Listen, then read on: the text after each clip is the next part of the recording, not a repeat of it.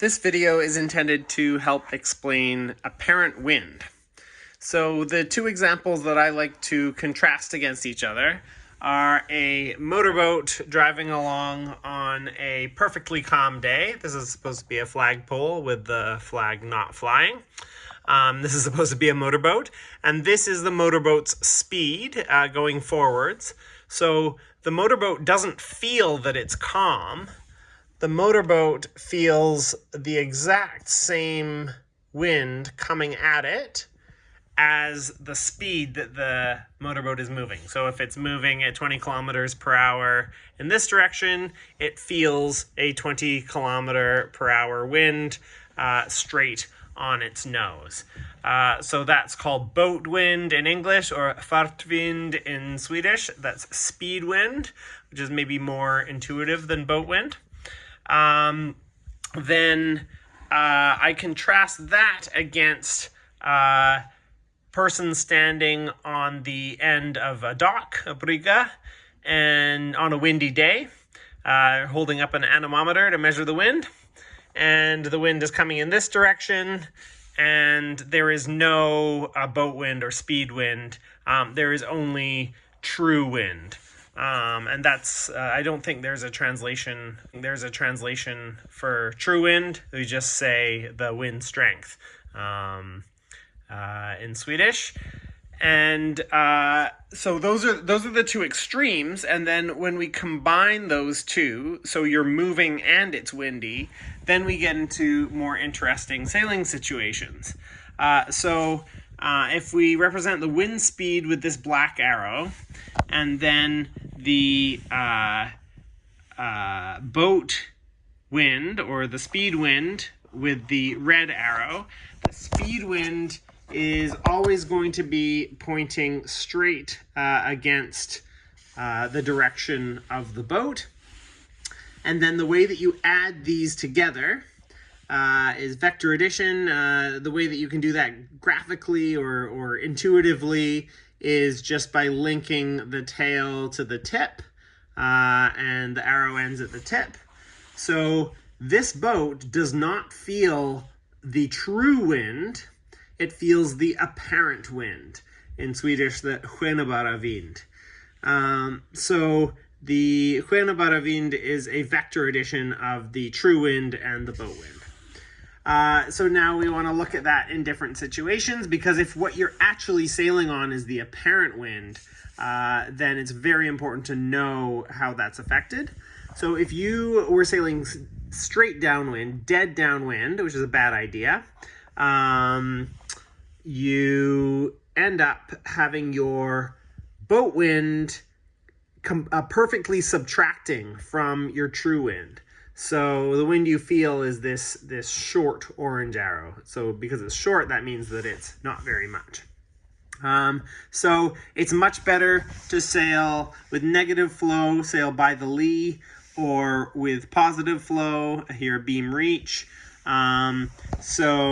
If we link the tail to the tip with the this small boat speed arrow pointing again towards the bow of the boat, we get this as the wind that we're actually sailing on.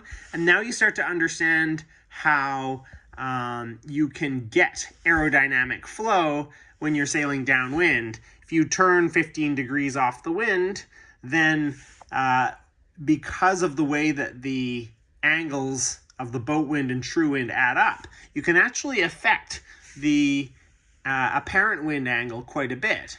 So just by turning this way, you get flow that could follow your sail from the leach to the luff. Just by turning this way, you can get some flow that can follow the sail from the luff to the leach. And then half wind on a beam reach, you get tail to tip there, a angle like this. So it actually looks like maybe the sail's a bit too loose. But I wanted to play around a little bit with this one, because there's a whole bunch of things that can happen. If you get a big gust of wind, maybe I'll keep that on there for now and just add the gust of wind. So this one I mean, I grow the wind arrow because you got a gust. The one arrow we should be drawing is this dotted line. So a gust of wind, it turns the apparent wind more in the true wind direction. So in this case, it shifts to the right. Same thing if you sail into a lull, a calm patch, then for a second, the boat keeps on going at the same speed, and that's starting to get ugly because I've smudged the black in there. But you would feel the apparent wind come forward. That's why when you sail into a calm patch, there you often get a luff, a bubble at the front of the sail. The other one I wanted to talk about is if you got a magic burst of speed, and the time that you could imagine that is if you're on the downwind and you catch a wave. So that would look like the red arrow growing. And so a lot of the time, if you're just on the edge of jibing, and then the red arrow grows, the angle changes this way and causes you to jibe. Then another example would be if you suddenly stop, and that could happen, for example, if you're sailing upwind and you smash into a wave really badly.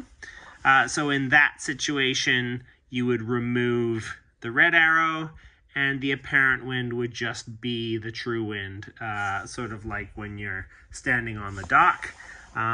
So if you hit a wave and stop, you have to let the sail out to avoid stalling the sail.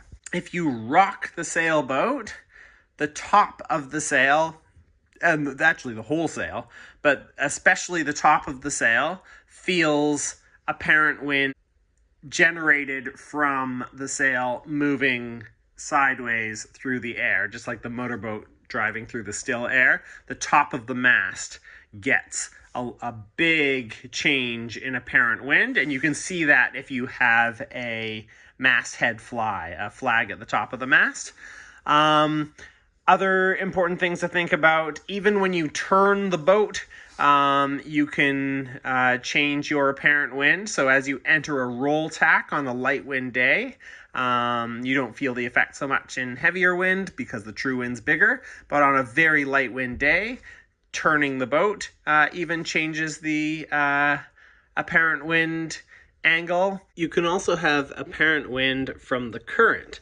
So I've drawn the wind in this direction, the true wind, and then the current is pushing against the wind. So if everyone is being pulled up by the current, as they go up, they feel even more wind from this direction. So if the current's going that way, the current wind is going that way. And then we vector add those together.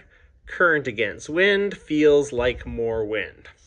Just draw the current over here to get it out of the way. If the current is going with the wind, if the current's pulling you this way, the apparent wind from the current is going to be coming in that direction. So it's going to be equal and opposite to the current. So then we put that here. So wind with current looks like a lull and feels like a lull and effectively is a lull, except that the whole body of water is being moved. So wind against current, extra wind, wind with current, less, and then you have a whole bunch of interesting apparent wind situations that you can play around with for cross current. So try to work out what your current apparent wind is when there is strong enough cross current to create significant current apparent wind in light air.